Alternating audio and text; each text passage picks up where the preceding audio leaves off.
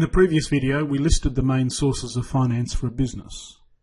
In the remainder of this lesson and the next two lessons, we will look in detail at each of these sources of finance and consider the features and characteristics which might make them suitable as sources of capital for a business. In the remainder of this lesson, we will look specifically at sources of equity finance. And in this video, we will begin with retained earnings. Retained earnings are the major source of financing for many businesses. When a business makes a profit, it can pay that profit out to shareholders by way of dividends, or it can retain the profit within the firm as a source of finance. Most firms strike a balance between the two, paying out some of the profit as a dividend and retaining some within the firm. The proportion of profit that is paid as a dividend is called the dividend payout ratio, and the proportion that is retained within the firm is called the retention ratio. By definition, these values must sum to 1.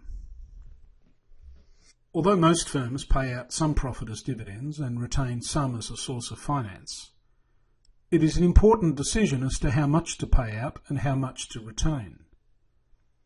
Some shareholders prefer regular income in the form of dividends, while others might be happy to see the profits retained because that allows the firm to grow and become more valuable, increasing the value of the shares.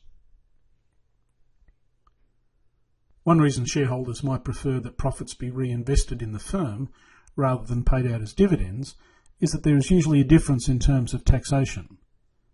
Dividends are taxed in full at the shareholder's marginal tax rate, whereas taxation of capital gains, the increase in the value of shares, is taxed at a concessional rate. If the shares have been held for more than 12 months, the shareholder only pays tax on 50% of the capital gain. Another important consideration is whether the firm can use the profits that are retained for profitable investments.